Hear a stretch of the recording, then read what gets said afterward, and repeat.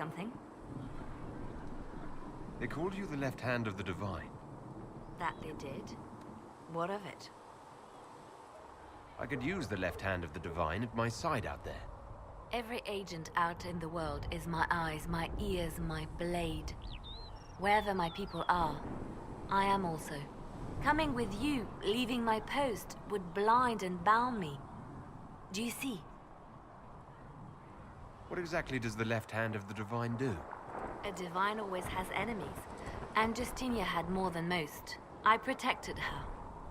I watched, had an ear to every door. I identified threats, and I dealt with them. Why did Justinia have so many enemies? There were many who felt she was unfit to be divine. She had a past, a worldly life. And like many, she wasn't given to the Chantry as a child. She chose it. And somehow that made her unworthy. And because they thought she was unworthy, they wished her harm. It sounds like you did some unscrupulous things as the left hand. Perhaps, but wouldn't you do anything to protect what you love? I'd like to hear about Justinia. What was she like? A friend. A mentor. Like me, she had secrets, made mistakes. It made her human. I think her followers responded to that. Was there something more than friendship between you? You're asking if we were lovers? Typical. I was devoted to her, therefore it must be romantic. Love is common. Love is simple. My bond with Justinia was something greater. She was a sister, a mother, a teacher. So to answer your question, yes, it was more than friendship. We'll talk more later.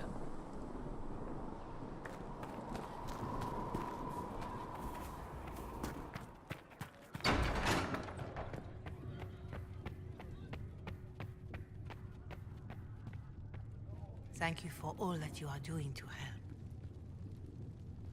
You return. Can you tell me about the original Inquisition?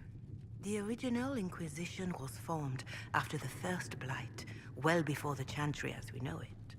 The Inquisitors were hunters, zealots, who tracked and killed cultists and dangerous mages.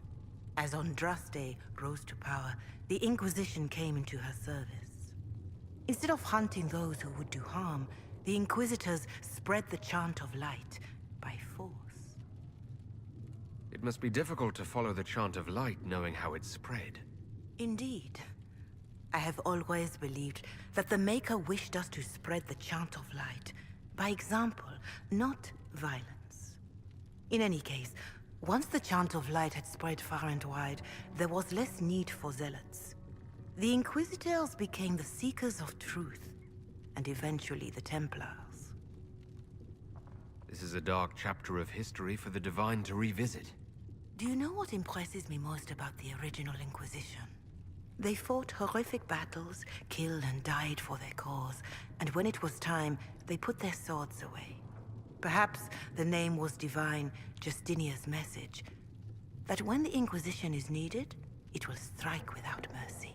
But when its work is done, it will put its sword away. Farewell, revered mother. Make her go with you.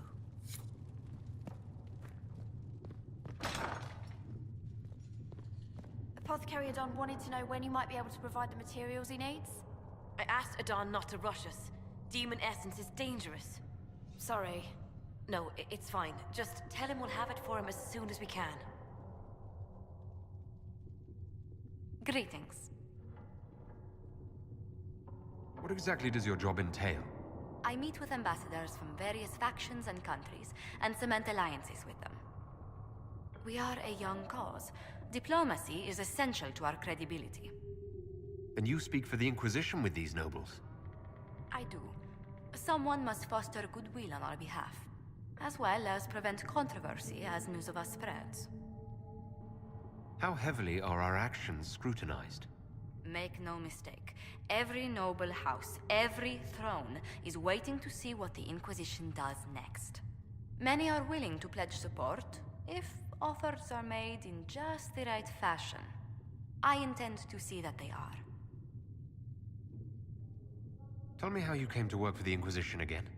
I'd been considering leaving my post in Antiva for a new challenge when Leliana recruited me. There's such unrest in Thedas, and the Inquisition seems a promising method to stop it. It's to everyone's benefit if we prevent the Mage-Templar conflict from spreading further. So was it the prospect of stability that drew you here? The full impact of the Mage Rebellion has yet to be felt, and that was before the death of the Divine. The violence must be curbed before we see it turn to full-scale war. Bringing the Mage-Templar conflict to a head could be the only way to resolve it. Surely we can find a solution that doesn't leave all of Thedas in ruins. Let's speak later. Another time.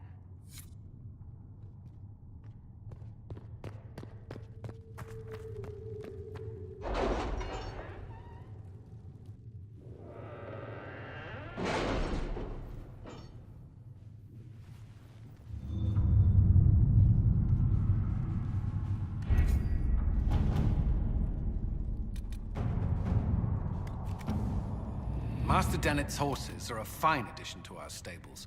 I will see they are well tended. We don't have the manpower to take the castle. Either we find another way in, or give up this nonsense and go and get the Templars. Redcliffe is in the hands of a Magister. This cannot be allowed to stand. The letter from Alexius asked for the Herald of Andraste by name. It's an obvious trap. We can't waste time fighting among ourselves. We have to come to an agreement. A Tevinter Magister controls Redcliffe, invites us to the castle to talk, and some of us want to do nothing. Not this again. Redcliffe Castle is one of the most defensible fortresses in Ferelden. It has repelled thousands of assaults. If you go in there, you'll die. And we'll lose the only means we have of closing these rifts. I won't allow it. And if we don't even try to meet Alexius, we lose the mages and leave a hostile foreign power on our doorstep. Even if we could assault the keep, it would be for naught. An Orlesian Inquisition's army marching into Ferelden would provoke a war. Our hands are tied. The Magister... Has outplayed us. We can't just give up. There has to be something we can do. We cannot accept defeat now. There must be a solution. Where is the Jarl of Redcliffe? I'm sure he'd help us get his castle back. After he was displaced, Arl Tegan rode straight for Dunrim to petition the Crown for help. I doubt he'll want our assistance once the Ferelden army lays siege to his castle. Wait. There is a secret passage into the castle, an escape route for the family. It's too narrow for our troops, but we could send agents through. Too risky. Those agents will be discovered well before they reach the Magister. That's why we need a distraction. Perhaps the envoy Alexius wants so badly. Focus their attention on Trevelyan, while we take out the Tevinters. It's risky, but it could work. Fortunately, you'll have help.